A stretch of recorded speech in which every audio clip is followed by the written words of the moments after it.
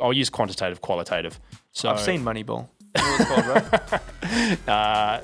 Got to get on base. So that's more dealing with the position players. It hasn't been a money ball for pitching yet. So Mike Trout, for example, from the LA Angels, $400 million over 13 years. Figure that one out. Yeah, it's astronomical. I mean, he's no Patrick Mahomes, but... Well, yeah, but I think I worked out the top 5 highest paid Major League Baseball players make more than the entire AFL combined. It's not hazing like too aggressively.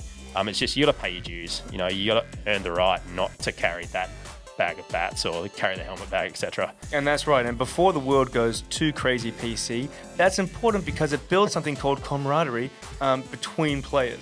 But I feel very un-Australian when I say cricket is terrible, and I'm not going to apologise for that. Any game that lasts 5 days and they can end in a draw because it rained is not a real sport. I'm standing by it. I don't care what anyone else says. Welcome back, everybody, to the Strength Institute podcast. Today, I've got Jonny Ogilvie here with me. Jonny is a strength and conditioning coach for about 5 years with Diamond Fitness. His clientele ranges from kids to adults, to semi-professional and professional, a bit of a blend, we'll get into that in a second, athletes, which is pretty exciting. His biggest team sporting involvement is with the Perth Heat baseball team.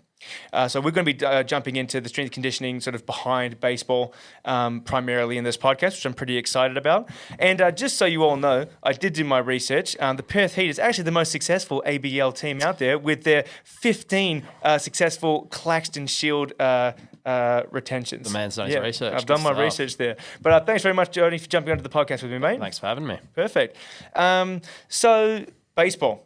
All right, baseball. I guess my first question is, how come America's favourite pastime is so big in Japan? I have thought about this a bit, and I have done a bit of research. What I like to think is after all the military bases in Japan after World War II, the American soldiers need something to do when they're off duty, and that's how they played baseball to pass the time. I'm not entirely sure if that's right, but that's my story, and I'm sticking it. But if you look back through the records, I'm pretty sure that the NPB, so Nippon Professional Baseball, which is the big league in Japan, did start before World War II. So I honestly can't tell you. All right, so it might have started before, but maybe it got a little bit of an extra boost with all the American military bases there. Correct. Interesting. Right, so when I said in the intro that it's a bit of a blend, semi-professional, professional, can you just explain to everyone listening sort of what the ABL is and what you meant by that? So the Australian Baseball League has 8 teams in it. There's Perth Heat, Melbourne Aces, Canberra Cavalry, I'm thinking here, Brisbane Bandits, Adelaide Giants, then Auckland, and a Korean team based out of Geelong. So Korean players all come over, live in Geelong for months, and they play out of there. It used to only be 6, then Auckland and Geelong came in, and the rosters are made up of a combination of, so for example in Perth, we have combination of local guys and imports. There are restrictions on how many imports you can have. So for our local guys, again, combination of guys who have been on affiliated lists and are now working. So for example, we have a teacher playing for us, a firefighter, guys doing various other jobs. Then we have affiliated young players. So we have a few guys who are on the list at the Milwaukee Brewers, a guy from the Pittsburgh Pirates, a few others. And so baseball, they're trying to make it in the minor leagues, hopefully go up to the big leagues. Then our imports who come over, we have an affiliation with the Tampa Bay Rays. So they'll send out prospects to play for us, and all they do is baseball. Baseball. They've all been to the college system or have signed out of high school. There are 2 guys running around in the major leagues at the moment, one for Seattle and one still for Tampa, who 2 years ago were out here playing for the Heat. And then the other imports, same deal, have either been on rosters and are trying to get back on, or are playing independent ball. So the independent league, not affiliated with major leagues. So we get them from everywhere. They do get paid. I'm not entirely sure how much, but most of the Aussie guys are either doing something else or in terms of employment or are working to make it. Sure. Okay.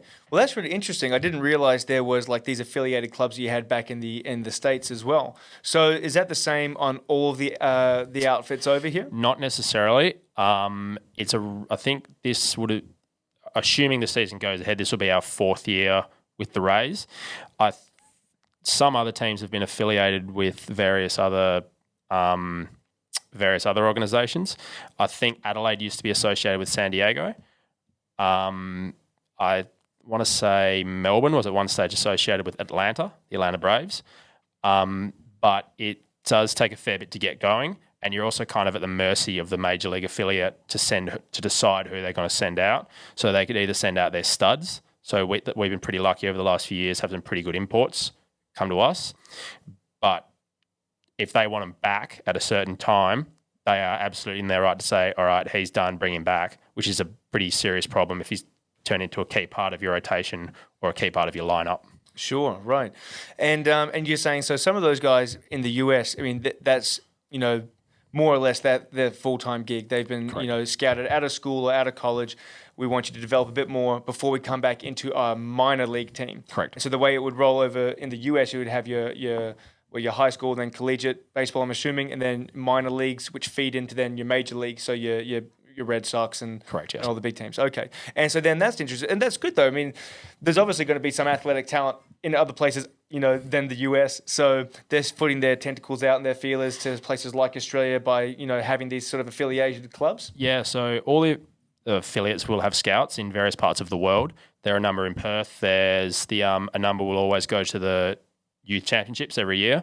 So, for example, in Perth, I know there's a guy from the Diamondbacks, there's a guy from the Red Sox, there's a guy from the Tigers, there was a guy from the Reds. So, like you say, they cast a massive net. They did a stat, only 10% of minor leaguers will end up playing Major League Baseball. Let's just do a little bit of math. There are 30 Major League Baseball teams. Each team will have at least 5 or 6 minor league affiliates. So what's that, 180? Every minor league affiliate will have 25 players on it. So that's 4,500 players per season. Only 45 of them will play in the big leagues. Okay. And there are 25 players on the roster at any given time for the major league, so 750. So only 1 in 20. Okay. Wow. The setup is designed to just weed people out. So let's say you sign out of college, been a 4-year prospect out of UCLA. You are not expected to play major league for at least 4 or 5 years unless you're an absolute stud. A lot of guys don't even go all the way through their 4 years. They'll sign after 1 year, 2 years. It's not like the NFL or NBA where you have to go to college. A lot of guys do anyway to get experience, to get scouted. But yeah, the actual grind to make it to the major leagues is ridiculous. Right. Okay. True or false, Michael Jordan would have made it to the majors if he stuck with it? That's an issue of great conjecture. My boss firmly believes he would have made it. Yeah. Talked to enough guys at the White Sox at the time. So his manager at the Birmingham Barons was the Cleveland Indians manager a few years ago when they made the World Series. And there's a 30 for 30, Jordan rides the bus. And at the end, they say 18 more months, he would have made it. He just needed to develop. I'm pretty sure in The Last Dance, they say the reason he started off at AA wasn't because he was good enough, it's because all the media, they needed to deal him. So it really was going from AA is a good standard. AA is like hard to play in. So someone who hasn't played baseball since he was a kid has gone straight into like a really decent standard. So is AA minor league? Correct, yes. Okay. So you've got AAA, AA, high A, low A, rookie ball. So that's 5. Okay. So I think a lot of people believe he could have. I'm sure he could have. But I think they came to him and said at one stage, because it was the Major League Baseball strike, and they said to him, you're going to go up. But he'd been a player rep in NBA and said, no, I can't do that. I'm going to go back to basketball. So yeah. I think a lot of people like to think he could have, but we'll never know. We'll never know. It's one of the mysteries. But that's good. Sometimes things are better left to the imagination. That's funny. You actually mentioned the Brewers before when you're talking about affiliates and that. I've actually been to a Milwaukee Brewers game in Milwaukee. Coors Field? No. I was a kid. I can't remember what the field was called. But my grandma lived in Wisconsin, so I grew up visiting over there. And my uncle took me to a game, and it was fun. Like they had the whole they call it tailgating. Everyone's in the cook up and beers in the parking lot, and then they had the you could throw the ball and see how fast you're pitching, and then they had in the stadium, if someone hit a home run, some mascot was meant to jump to this big giant thing of beer, but no one hit the home run when I was there. I was like, come on now. No. You know? They put on a big show and dance because there is, for a majority of the game, not a lot is happening. Yeah. So you need to also, you want to put your hand in front of the camera. People want to see your pretty face. There is, for the majority of the game, there isn't a lot going on. So you need to make it, engaging and interesting. So that's the music after a home run, the walk-up music, the chants, the singing, in between inning entertainment.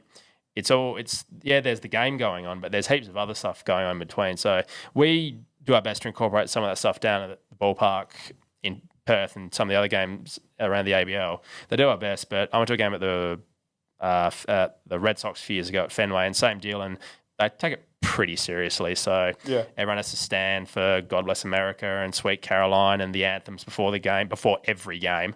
So 162 games a season plus playoffs. You are singing Star Spangled Banner 162 times plus playoffs. It's a big deal. It's a big deal for them. Yeah, I ended up going to a game in San Francisco when I was probably in my early 20s. And I was, a bit more, into sports than I was when I was a youngster. So I appreciate that a bit more as well. But you said they're trying to make it entertaining because they are long games, go several hours long. Can they end in ties? What happens if it rains? Do they just say, sorry, after guys, it's a tie? 5.5 innings? So, yep. So you obviously got top half of the inning, bottom half of the inning. If you've gotten through 5 innings and it rains, it gets called off and the team that was leading wins. Okay. So, for example, if you look at a box score and it says final/6, then that means the game's been in a regular season, not just COVID-impacted season. Right. So the COVID-impacted season at the moment, some games have been only 7 innings. They're only playing 60 games this season instead of 162. But in a non-COVID season, you will play until there's a winner. There's no ties. There's no. This is good. See, this is how sports should be, and this is one of my great gripes about being half Australian by blood. I was born and raised here, but I feel very un-Australian when I say cricket is terrible, and I'm not going to apologise for that. Any game that lasts 5 days and they can end in a draw because it rained is not a real sport. I'm standing by it. I don't care what anyone else says. So I'm glad to hear that they still have to play out for a winner in baseball. All right, never apologise for that. The World Series a few years ago went for 18 innings. The Red Sox versus the Dodgers in LA went for 18 innings, two full games. If there's a tie, that's why I feel like that's why Americans struggle with soccer. It'll be like there's a tie at the end of the game. Like, what? There's a 0-0 tie after 90 minutes. Are you kidding me? It's soccer. Don't even get me started about soccer. No, I'm kidding. I've set him off. There we go. Right. Well, I guess that's good. That's a good little intro into sort of what baseball is all about there. But how did you get into baseball? Was it always something that you were interested in, or did you just happen to fall into it and then just sort of really develop your passion for baseball? Complete fall into it. I'd known a little bit about it when I was a bit younger, but nothing really. Like every Australian kid, I grew up playing a bit of t-ball, but then other sports took over. When I started at the company I'm at the moment, Diamond Fitness, my boss at the time was the high performance manager down at Baseball WA, and when I was just trying to get hours, trying to get work, he said, "Oh, come on down," and just went down there to a game, and just kind of weaseled my way into hanging out there for as long as I can. So over time, I've pretty much worked my way up the rankings, for lack of a better term. So there are 2 junior state teams, so under 16, under 18s, worked with both of them. There's a women's team, worked with them. There's a winter high performance program, I've done work with them. And they've now made my way to the senior squad, and I've been with them for about 3 years now. Yeah, nice. And I didn't mention in the introduction there, but you also you've held a traveling secretary role, which means you get to travel along with these teams on away fixtures. Exactly, yeah. So in any other sport, it's called the manager.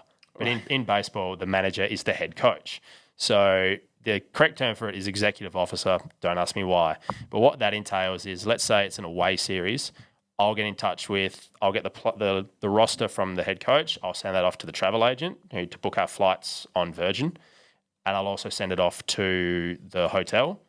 And I get all the rooms list. And some guys are picky about who they want to be with, want to put pitchers with pitchers, rookies with rookies, etc. You don't pair up rookie with an elder statesman for the experience and to pass on wisdom? Not as much. No, I think because the senior guys want to be with Other experienced players. Yeah, exactly. Yeah, they get experience through playing. And they want to. A lot of the juniors have been together since under 16. So like the two guys from the Brewers have been best mates for a while. I'm not going to split them up. It'd cause too much headaches to split them up. And the hierarchical system in baseball is pretty like set in stone. Does that mean there's a little bit of hazing goes on behind the scenes? Not as much hazing as more rookie duties. So when we go away, we have the bat bag, the balls, helmets, physio table, etc. That all gets allocated to the rookies. There's not much. Every now and then we go away, we'll do like a rookie dress up.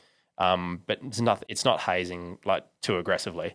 It's just you got to pay your dues. You got to earn the right not to carry that bag of bats or carry the helmet bag, etc. And that's right. And before the world goes too crazy PC, that's important because it builds something called camaraderie between players. So there's nothing wrong with a friendly bit of banter and hazing from time to time. All right? Absolutely. That's right. So getting into more of the S&C side of baseball, what are we looking at? So my background pretty extensively with rugby, and that's very clean cut. You have off-season, pre-season, and the competitive season, right?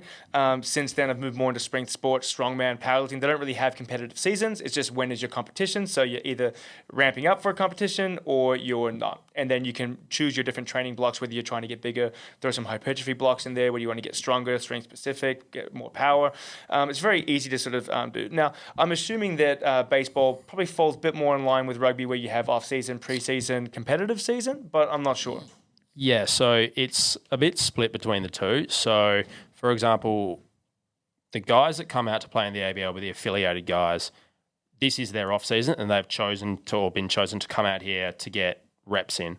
Get fielding reps, experience playing, etc. For example, but they're the prospects. They need that extra work to get their skills to a level where they can go up the grades. More senior guys, I'll pick the most high-profile player I know because hopefully other people might know. So Mike Trout, for example, from the LA Angels, $400 million over 13 years. Figure that one out. Yeah, it's astronomical. I mean, he's no Patrick Mahomes, but... Well, yeah, but I think I worked out the top 5 highest-paid Major League Baseball players make more than the entire AFL combined. So the amount of money thrown around is mortifying. Yeah. But anyway, so his season will run until, ideally, he'll go deep into the playoffs. So... they generally finish around the last weekend of October. Then November, December, January, February, they have off, and the clubs don't touch them. Like I think it's in the collective. It might be in their agreement, or whether it's tradition. They say they will not. They might be in touch with the S&C coach along the way, but on the whole, they are left to their own devices, which has given rise to these private facilities like Joe DeFranco, for example. Right. So he'll train those pros in their off season to get them to their level. So January, February, March, they're back at spring training, and the spring training either takes place in Florida or Arizona, and they're just games, so they just play against each other. And then round 1 or opening day is generally in the first week of April, and then you're into the season grinding all the way through again till end of regular season September, October. So for the pros, the high-end guys, you do have those set times. But for the guys coming out here, this is their off season. They're just coming out here to train and to work. Okay. So yeah, they do have that set season. But if you want me to take you through how it looks, so let's say, firstly, there's obviously pitchers and position players. Pitchers are broken down into starter and reliever. Position players, you've got your infielders, your outfielders, and your catchers. Starting pitchers need relative strength. Position players need absolute strength. They need to be super strong, super powerful. Pitchers are more signed and picked due to their velocity and their control, which is developed using strength, but also developed using their mechanics. What my role is as an S&C coach is to get them stronger. So velocity goes up, durability goes up, and they are able to play in more games. So the best ability in any sport is availability. And longevity, right? Exactly, yeah. So for pitchers, starting pitchers need to be fit, need to be super fit to go because they're expected to pitch for long amounts of time, 80, 90 pitches, heart rate's always around, in the high 70s, low 80s. relief pitchers don't pitch for as long, but they can pitch on repetitive days, so one day after the other. So, but they're more anaerobic because they could only be in the game for one inning. And generally, on average, would throw harder than a starter. A starter probably has more wider array of pitches, so they'll have like 4 pitches they can throw, whereas a reliever might only have 1 or 2. But it'll work, and it'll only work for a certain amount of time. So the main focus with the pitchers is the pitchers are more aerobic. Then we go to the position players. Infielders, even there, it's broken down. The first baseman's generally quite tall, real powerful. Doesn't need to be as mobile as a shortstop because their job is to stand on the bag and get putouts.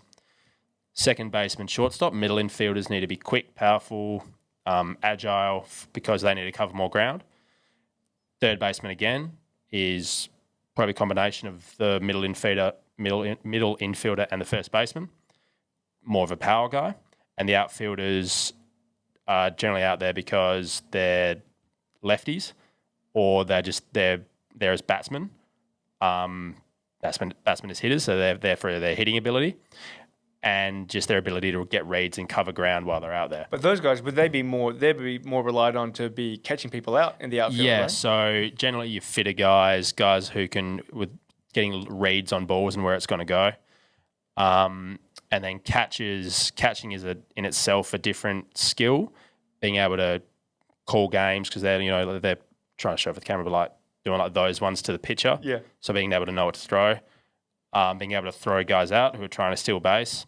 But they're down in that squat position all day. So that in itself has its own strength and conditioning requirements, but catchers on the whole are pretty powerful. Yeah, okay.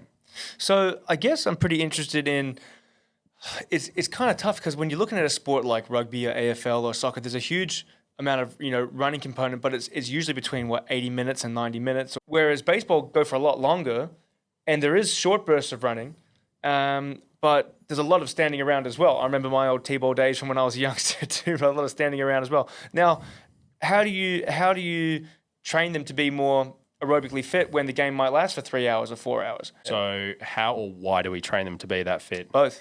So how it's generally a combination of both interval and steady state running, which you can be sciencey about it, but a lot of the time they'll just do poles, which is more your steady state work. Pitchers, I try to use more interval training work because that repeat effort is similar to what they'll do on the mound. So that's how we do it, combination of interval work and steady state. Why we do it, they need to be able to recover after their game. Well, pitchers need to be able to recover after games and between innings. The pitch-to-pitch performance will be anaerobic, so we need to improve their anaerobic performance. The recovery between innings and recovery between games is down to their aerobic system. What some people will try and do is they'll try and condition them through throwing because it gets their heart rate up, but the amount of stress that'll put on the shoulder and the elbow is far too much. Yeah, detrimental in the end. Massively detrimental. And that's how you end up with a lot of junior kids getting surgery by the age of 16, 17, 18. It's just pure volume of throwing. So the how is steady state and interval work. The why is mainly recovery. Yeah, and we also know that in strength and conditioning that the risk of injury goes up significantly when athletes are tired. Like your proprioceptive work goes down, which means you're far more likely just to roll an ankle or hurt yourself sliding into base, or if you fall over, you're less likely to be able to catch yourself or recover yourself, and you're more likely to get hurt. So there's a pretty decent combination of acute and chronic injuries that develop while playing baseball. So you got your acute injuries, breaking your wrist, stealing a base, or tripping over, knocking yourself out, etc. The chronic injuries in baseball are also quite significant. So pitchers are at risk of rotational disorders in their shoulder, torn labrums, and torn UCLs, which is repaired through Tommy John surgery. Now, Tommy John surgery recovery is 13 months at best. It is worse than ACL. What is this? So Tommy John surgery, the reconstruction of the ulnar collateral nerve, but TJ sounds better. Yeah. Was named after an American pitcher, Tommy John, who got the surgery to repair the UCL. So show up to the camera. That one in there, the one that deals with all the force when it's coming through, Torque coming and then release. The main torque, when you see those photos of shoulders bending way back there, that's predominantly the shoulder. But the shoulder and the elbow are the main wrist points. And like I said, TJ surgery is at least 12 months. 13 months is best case scenario. And there was actually there's a myth that if you get TJ, you'll be able to come back and throw harder, which has led to there was a number of cases in the States where a surgeon opened up a kid's elbow and found there was nothing wrong with his UCL and has gone to the parents, what the hell's wrong? Why are you doing this? Said, we want him to throw harder so we'll get signed. Now, America's all about signing bonuses. Right. Okay, so we had a guy come out a few years ago, signed out of high school. His signing bonus was $3 million. To an 18-year-old kid, here's $3 million. So sort of talk about like And he came to the Perth Heat? He came to the Perth Heat a few years ago. Yeah. First rounder out of Tampa. Try telling a 16-year-old kid, if you get this surgery and you'll be able to throw faster, you'll sign for that amount of money, especially some of a kid from a lower economic area, he's doing it 10 times out of 10. But the reason they can throw harder after their Tommy John surgery is they do nothing but rehab and run and lift and get fit and get in game shape. So when they can come back, they can hold their mechanics over time and they're stronger from all the gym they've been doing. What you mentioned earlier about the mechanics injury occurring when you're tired. Or when proprioception breaks down, yep. Is because they're tired, their mechanics break down, and they're forced to compensate using other areas. So if they're tired, they can't produce as much force with their muscle. They compensate with arm speed. So now their arm's dealing with forces that it's not used to, which could lead, like you said, to injury. Yeah. So as long as my goal is to make the pitcher being able to do what they can do repeatedly for as long a period of time. If they get to a point where they're getting a few hits given up or their mechanics are breaking down, the manager will pull them out and a reliever will come in, but that reliever might have pitched the day before. So I need to make sure he's fit so he can go out there and do his work and finish the game off. Yeah, right. Interesting. How do you actually monitor that? I mean, it's kind of. Are you just literally sitting there eyeballing performance and be like, "Hey, this throw is getting less accurate. It's slowing down. We better get him out." Or do you have some sort of metrics that you're able to follow? Like again, in other sports, it's easy. You have a GPS strapped to your shoulder blades. It's much easier to see. Oh, this guy's slowing down. He's doing less work at this point in the game, right? So, baseball is both subjective and objective and subjective. So, for example, I'll use quantitative, qualitative. So I've seen Moneyball. You know what it's called, right? Got to get on base. So that's more dealing with the position players. It hasn't been a money ball for pitching yet. Sure there would be. Get all sabermetric on you. Anyway, they're good this year, by the way, the Oakland Athletics. There's an Australian guy playing for them. Oh, yeah? Liam Hendricks. Yeah, nice. yeah. Perth boy. All right. Yeah. We're representing. Look, we do well here in WA. Absolutely. But so the main quantitative measure that we use is pitch count. So that's what I mentioned earlier, throwing up to 80, 90 pitches. Generally, as you get closer to that 100 mark, deeper into the game, that's when the manager needs to go, all right, he's tired, pull him. In terms of, apart from that, I don't have the pitches wired up. It'd be too hard to do it during a game. So you just need to track their velocity. If a guy's average velocity is 95 and he's getting called fastballs and they're only at 92, which is a massive drop, by the way. That I'm using miles per hour. I'm so used to doing miles per hour. Right, so we were talking 60 miles per hour is 100 kilometers an hour. Other way around. 100 miles at 160. 100 miles, 160 kilometers an hour. Isn't 60, 100? What's it the other way? Oh, sorry, my mistake. 60 miles an hour? 60 miles an hour is it's rough. Is 96. 96, yeah, let's say, or even still using kilometers per hour, the gap from throwing 150 kilometers per hour to 145 kilometers an hour is hundreds of thousands of dollars. Okay. Yeah. Does that make more sense? It makes sense, yeah. Does make sense.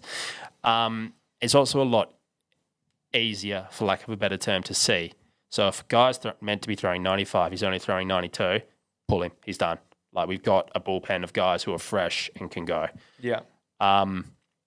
So in terms of how I monitor it, sitting in the dugout, I more just keep an eye on the pitch count and I was on his velocity, but it's not my call. It's the manager's call. So lots of factors go into how long ago I was staying a game.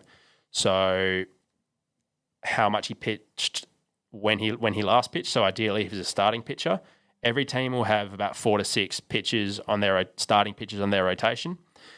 So if there's 6 pitches in a rotation, obviously he'll have more rest. So he could, assuming they're playing every day, he'll get 5 days rest between his next start. But how many pitches did he throw the week before? How many innings did he throw the week before?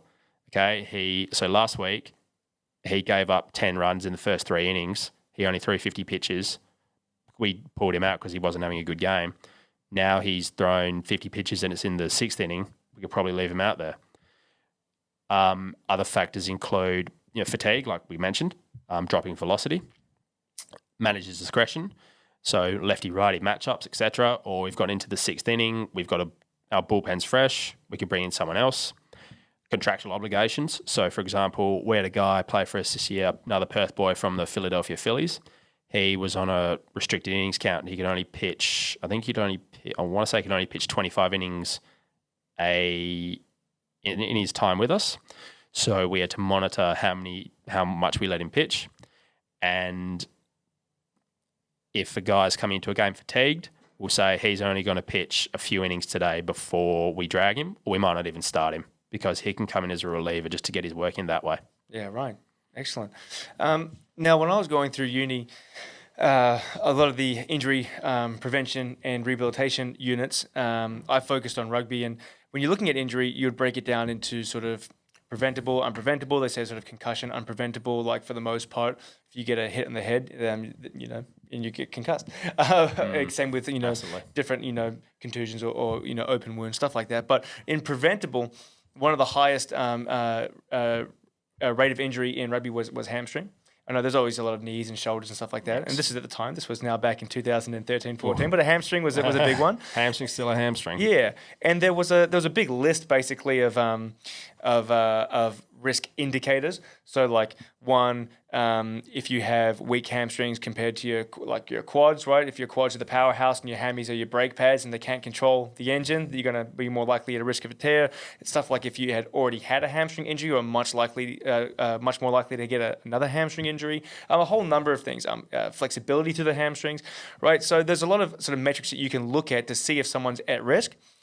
If you're talking about baseball and you've already mentioned a few very common injuries, do you have metrics that you guys do for tests? So like I know, for example, at the Western Force, one of the things they'll do is they'll do a repeated jump test on a mat, on a jump mat. RSI, yeah. Yep. And they'll say, look, this guy's clearly fatigued. He's at a higher risk of injury, so we're going to take his workload down for the week. Do you guys do sort of testing? And if you do, what metrics and what injuries are you looking at preventing the most? Yeah, so we did our pre-season testing about a month ago.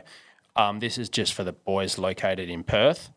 We do RSI, drop jump, vertical jump, squat jump, so with the pause, broad jump, 10-meter sprint, overhand pull-ups, and trap bar 3-rep maximum. So we do those initial power tests just to test their power output, see where they're at. We do overhand pull-ups because pitchers need to be strong in that overhand position. Yeah. And are you keeping those real strict? You going chin to bar, chest to bar? Are you allowed to kick your legs around? Ideally, are we talking CrossFit? Ideally chin to bar. But at the time, I wasn't too fussed. And the reason I was the same reason we did the trap bar 3RM is I don't know how much work these guys have been doing during lockdown. Okay, we did the trap bar 3RM. We did wasn't the 3RM trap bar. It was a trap bar 1RM using a push band VBT predicted. Again, because it purely for safety. If they get a good score doing a trap bar, you'd assume they still get a good score doing a squat or doing a deadlift. Okay, it's not their trap bar deadlift strong. They're strong, period, as measured by, let me phrase that, they are strong as measured by trap bar deadlift. Purely out of a safety thing because a lot of them, I shouldn't say, now most of them have been doing stuff, but I didn't know. But you don't know. No, exactly. You know? Exactly. Yeah, so Can I ask what the trapper weight was? What was the weight? What was the best? What was the best? Yeah. Had a few guys in the high hundreds, few guys in the low 200s. One of our position players did a 240. Okay. Yeah, so the position guys will be. They're not powerlifters. I'm just saying, just send them here to the Strength Institute, mate. We'll get them up. We'll get them up to the high 200s, 300 for you on the trapper. They're not powerlifters. I know, but strong is strong. You just said so yourself. Then there's a bunch of baseball metrics they'll use to measure. So pitch velocity, arm speed. I'm sure there are other ones, but they don't. But the arm speed one's a pretty aggressive one. They was set up with a fly screen maybe about the size of this wall, and they'll be just off a crow hopper sidestep, and they'll just dig it into the wall and just try and see how far they can throw. Every now and then someone will miss it, and it'll like missile over the top of it, and hopefully it won't take someone's head off, because those baseballs are a lot harder than they look. Yeah. I think they're a little bit lighter than a cricket ball. But yeah, so that's what we test. What am I looking for? Just be strong in all upper and lower, strong core, be powerful. So like I was saying earlier before, anaerobic to be able to produce, so strength and power to be able to produce velocity. I didn't do any aerobic testing at the moment because I didn't want to do that straight away, but be fit to be able to reproduce and recover between innings and between games. Sure. All right. Interesting. Well, that's good. And do you have the same issue that, again, and I want to say more intense sports, just because baseball is dragged out over a longer period, it might still be very well intense to be outside and playing for a 3 or 4 hour period. But let's say in a rugby season, you will see a decrease in strength, power, and that during the season because they're tired, they're run down, they're traveling, they're getting their bodies beaten by big rugby players. So do you have the same trend in baseball? Like during the season, you're actually getting weaker and you're just trying to manage that and then build them up in the off season? Yeah, massively, because like you say, they are always fatigued. We'll talk specifically about the ABL. So we'll play Thursday, Friday, Saturday, Sunday, Monday, or we'll play Friday, doubleheader Saturday, Sunday. And on either the Wednesday night, we're flying out, or on the Sunday night, we're coming back. So between playing, training, flying, in season, it's purely about maintenance. So for my position players in season, I'll generally give them, let's say we're at a home week, so we've got a stretch at home. We'll get back on the Sunday. We'll have Monday off. Tuesday will be like an all-body day. Wednesday will be optional. Thursday will be a primer day. Friday, Saturday, Sunday, game day. Come in if you want. Do some box jumps. Do what you got to do. Go from there. Pitches. Let's say we're talking about the starting pitcher. So he'll pitch on the Thursday. On the Friday, he'll do a lower body lift because his upper body will be fatigued. So we want to get the lower body moving, maintain that strength. He'll also probably do some conditioning that day. Same deal, steady state and interval running. The day after, he'll do some recovery throwing, doing something to practice pitching. That's called a bullpen workout. So they're on a mound, it's called the bullpen, just practicing their throwing, maybe at 30 pitches. Then they'll probably do an upper body lift. The day after, if we're going off it's harder in the ABL because where they know when they're pitching, they'll always have time off. I'll probably give them a day off there. Then they're 2 days out. They'll probably go through some speed work, touching 95% max sprint speed to maintain that ability. Day before, they'll go through a primer workout, focusing on explosiveness, and then the day 7 is showtime, back into it. So in season, it's more about, like any sport, it's about maintenance, making sure all those abilities and capacities they develop during the off season are maintained, so they can go out and do what they can do on the mound. If their strength comes down a little bit, but their velocity stays the same, fine, not fast. If their strength drops, velocity drops, problem. Right. Okay. So if you were talking now to an aspiring baseball player and you had to give them a list of, and this is obviously general, right? Because you don't know whether they're a pitcher, catcher, right? is these are the best exercises that you need to work on if you want to most benefit your shot at getting into or bettering your playing capacity. So position or pitcher, either don't matter. Give me a handful for the pitcher and give me a handful for everyone else. So for pitcher, it's squat, row, lunge, overhead. So press pull, pressing in a neutral position, overhand pulling, not so fast. So pressing in a neutral position. Neutral position. Yep. Just find it's a bit more not as taxing on the shoulder joint. Right. Rotator cuff exercises, so all your external bands and dumbbell external rotations, etc. And heaps of core work, because core is important to be able to maintain. Because I can't really demonstrate it here, but the positions they get into when they're pitching are pretty hard to maintain and hold if you're A, inflexible, and B, weak through the core. So they need to be able to strong to hold those positions, maintain their mechanics to produce the force. So two things come down to producing force: your absolute and relative strength. We're going to touch on the absolute versus relative in a second. Oh, yeah, so I should say your relative, your strength. I'll just say strength and avoid that bloody swamp, and your ability to maintain your mechanics over time. So maintain strength, maintain mechanics over time. You're golden. For my position guys, get as strong as powerful. Wow, as strong as possible. Again, not as much focus on the overhead, more horizontal, because pitchers will generally be out here when they throw. Position guys are more coming down lower when they throw, because they're throwing more across their body, not over the top.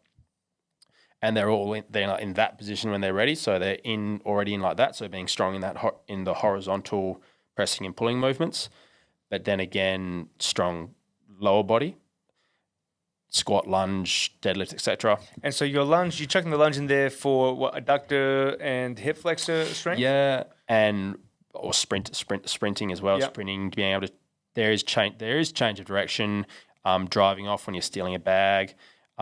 So for example, if you're a first baseman, because baseballers always only turn left, but if they're fielding, they need to be able to push off left, push off right.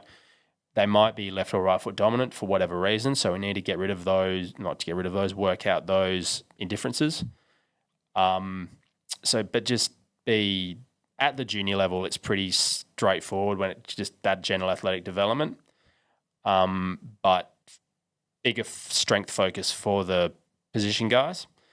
So like I said, squat, deadlift, lunge, push, pull, horizontal, some vertical, not too fast, and just heaps of shoulder work to maintain that. And anti-rotation is a big one for position guys, because they spend all day rotating. Yeah. So you're taking, however many hacks of swings you are during batting practice or during training, work on anti-rotation. So Parlov presses, lateral sled walk, etc. Okay. All right. And when you're saying anti, you're not meaning the other way. You're meaning just like more like static bracing? So can't see if I can do this. Whoops. So, for example, Parlov press, just hold. Right. Just hold on a band. You can even press, squat, or lateral sled walk. So, yeah, stepping that way. I get you. So, okay. No. So, I'd probably, if I was incorporating proper rotation, I'd get them to do both sides just to because they could have imbalances, but they're already doing it all day. So, I'd rather incorporate some anti-rotation work. Yeah, perfect. Nice one.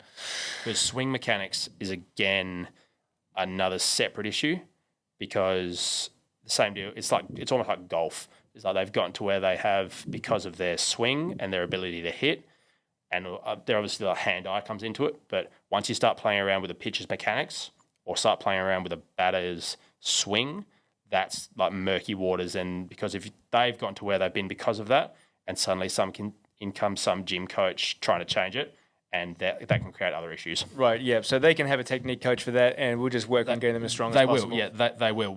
And I feel like that's where strength and conditioning coaches get a bit ahead of themselves by saying this sport-specific stuff. No, sport is sport-specific. Right. What we do... I like that. What we do helps them, showcase their skills. So let's go back to rugby. Scrummaging in itself is a skill. Okay, you need to be strong to do it, but your scrum technique was developed through hours and hours on a scrum machine, and the hopefully hours and hours you spent in a squat rack or doing deadlifts will help amplify that skill. Absolutely. I like that though. Yeah, sport-specific skill is developed playing sport. Yeah, who'd have thought? Good. Yeah, no, but it's good. It's true, and you hear it all the time. It's thrown around all the time. Oh, we're sport-specific with this, sport-specific with this. Well, no, you can pick things that will help you perform that skill better. But you're right. You perform that skill and you develop that skill by doing it out there on the field. What a lot of S&C coaches need to realise is most people in the sporting world don't like going to the gym. Okay, so how dare you? Four sorts of athletes like going. How dare you? How four sorts of athletes like going to the gym: strongmen, powerlifters, bodybuilders, CrossFitters. Oh, Olympic weightlifters. Yeah. Okay, 5. Yeah. Okay, but like I said, these baseballers who are all on $30 million a year, do you think they'd rather go to the gym or go and party with Jennifer Lopez? Like, I think it's clear that they should want to go to the gym. All right. Yeah. I mean, hey, you make $30 million a year and then see what you'd rather do. All right. To make $30 million a year, guys, I need everyone to start subscribing to this podcast real quick. Real quick. So if you haven't done so already, just swing on that subscribe button for me. All right. Is there anything that I missed that you think is, something that we should talk about when we're talking about strength conditioning and especially in how it relates to baseball? Let's have a look up here. My background, so it's not only just baseball, it's also like school-based S&C. Yeah. Let's do that. I'd like to talk about that if you... Yeah, absolutely. Well, so what we're going to do then is we're going to circle right back to the introduction where I said that you're not only working with these professional and semi-professional sporting outfits, but your background actually is with kids and through high school strength conditioning as well. Yeah, correct. So through the company I work for, Diamond Fitness, we are embedded in a couple of schools across Perth. So we're at Christchurch Grammar School, Darling Range Sports College, JDC, or John 23rd, MLC. We were at Freo College, which was a baseball school. They discontinued their baseball program a few years ago, and so the majority of those kids are now at Darling Range. So I'll work in the gym at those schools, and depends on the kid, we write programs for them, whether it's just for themselves, trying to get big, get strong, I generally have, map out to them 3 reasons: prevention of lifestyle diseases, obesity, arthritis, etc. Look good, feel good. Levers coming up, got to get in shape. Hormones, testosterone running through the roof. Look good. Suddenly starting to notice the girl across the road. Or performance measures. So kids trying to make first team sports: rowing, rugby, cricket, swimming, etc., etc. Nice. Yeah. And what do you prefer? Do you prefer working with the developing athletes, or do you prefer working with the people that get paid $3 million signing bonuses? Each to their own. Each to their own.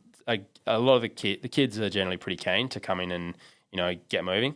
They're not as hard to motivate as opposed to I feel like the athletes are more self-motivated. The younger kids are more just want to come in, hang out. Some of them want to take it to the next level. They're on their way to. Some of them are on their way to sporting careers themselves. So I worked with a swim squad who had 2 girls in it this year who both made Olympic trials. So just stuff like that. They both have their positives and negatives. If I had to pick one, I couldn't. But they're both rewarding in different ways as well. Yeah, massively.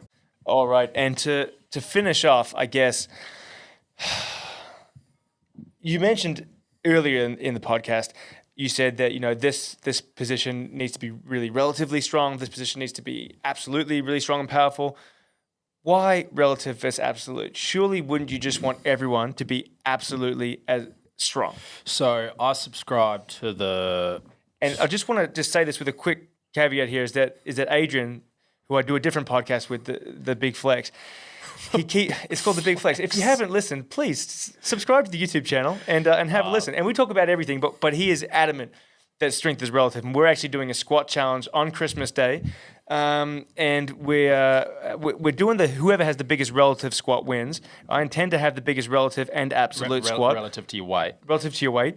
And I intend to have the biggest relative and absolute squat just so he knows that absolute is always king, all right? So if you're about to tell me that relative is more important, I'm going to be really upset. He'll love it, but I'll never invite you back on, John. Now, I never said relative was more important. Okay. Yeah. I'm talking about pitchers versus position players. So pitchers need to be relatively strong. Position players need to be absolute it's hard to say that. Pitchers need relative strength. Position players need absolute strength.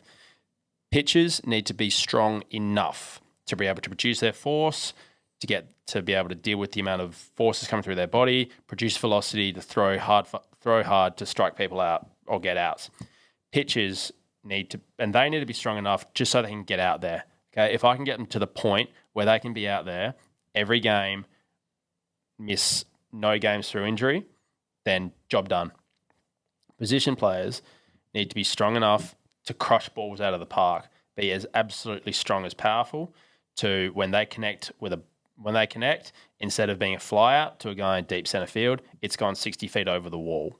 So that's where my opinion of relative strength versus absolute strength is getting the pitchers strong enough to be able to do what they do. And if one pitcher is stronger than the other, but the other can produce, but the weaker pitcher can produce more velo than the other guy, and all he needs to do to get out on the field is do a certain amount of work in the gym. Guess what? He's doing that certain amount in the gym. I'm not dragging him into the gym 4 times a week. If a position guy is not hitting balls out of the park because he's not weak enough, get in the gym. So again, it comes down to more than just what their specific role is on the field. So massively. Yeah. So if you're a position player, you need to be able to slug home runs. Correct. Yes. Okay. Yeah. If you can't slug homers, then you're in there for your defensive capabilities. So again, you'd be able to throw a ball right from the outfield into home base. Exactly. Yeah. Or the infielders, their ability to get across the diamond and be able to make plays. But being strong will enable you to get out on the field more. Again, best ability is availability. Stronger, less injuries, play more games, etc., etc. All right, so I feel like we're basically on the same page. And I'm paraphrasing you when I say this, but basically you are saying that if a pitcher was incredibly, absolutely strong as well, it's still a positive thing, never a negative. It's not. I didn't say it was a negative, but good. If there was any way to prevent. If I knew the way to prevent Tommy John surgeries or torn labrums, then I'd be a rich man. But it is literally the multi-million-dollar question: is how do we stop pitchers from getting Tommy John surgery? And everyone's got their different theories, and mine is get them strong and being able to deal with that force. But there are both guys who can go through their whole career, never have Tommy John, and guys who get it at 16. And a lot of the time, there are lots of factors, and a lot of the time, it's just luck of the draw. Yeah, no, and that's fair enough. You never know what you're going to get. And then as players develop too, like I know some kids might have like persistent injuries in one area when they're younger, and then they never see that again when they're older, right? Because they put the work in. And you actually touched on this earlier. You said that there was that myth going around where with the Tommy John surgeries, where they thought they came back stronger and faster, and they did, but only because they did all the rehab. Which actually makes perfect sense if you think about it. God forbid. Yeah, it's good. I was talking to Lewis Dallimore, who I'm not sure. Yeah, you know Lewis, and he was saying the same thing: is that when they're dealing with people that are coming back from injury, is that what you're trying to do is not get them to where they were when they got injured. You're trying to get them stronger and or fitter to when they got injured. Otherwise, they're just going to re-injure. Right? Yeah. So if these guys are actually doing their rehab post-surgery and they're coming back stronger, well, they're doing the right thing, but that should be the standard. But same deal, you can do all the rehab, all the gym, do everything right, and you can still happen again. Like, so one of the guys at the Heat last year, same deal, did everything right, did all the rehab, absolute commitment, and it just didn't heal. And so he ended up getting it again, like 2 Tommy Johns before 21. Wow. And so it is something that people consider when you're signing them. So they do their medical. He's had 2 Tommy Johns before 21, red flag. Right. So there is ways we can do to try and prevent it, but I feel like a lot of luck comes into it. Yeah. Like all things. Fair enough. Absolutely. Well, that's good. Jonny, thanks very much for coming on, mate. Thanks I really appreciate it because I am trying to get a nice broad range of people on here and definitely didn't have anyone else that wouldn't know anything about baseball. So this has been really, really good and really informational as well. So thanks for that. Glad you enjoyed it. And if you ever want to check out more about what I do or about Diamond Fitness or about baseball WA, so Check me out on Instagram, just at Jonny Ogs, and also Diamond Fitness Training is where we got the contract the other day, is where we do all the baseball S&C for baseball in Western Australia. So any aspiring baseballers, hit me up, we'll get you in, get you sorted, and get you throwing hard or hitting bombs. Fantastic. I will link all that information in the description below here on the YouTubes. All right. And if you haven't done so already, please smash that like and subscribe button. Help the channel grow. Really appreciate it. Awesome. Thanks very much. Cheers, mate. Have a good one.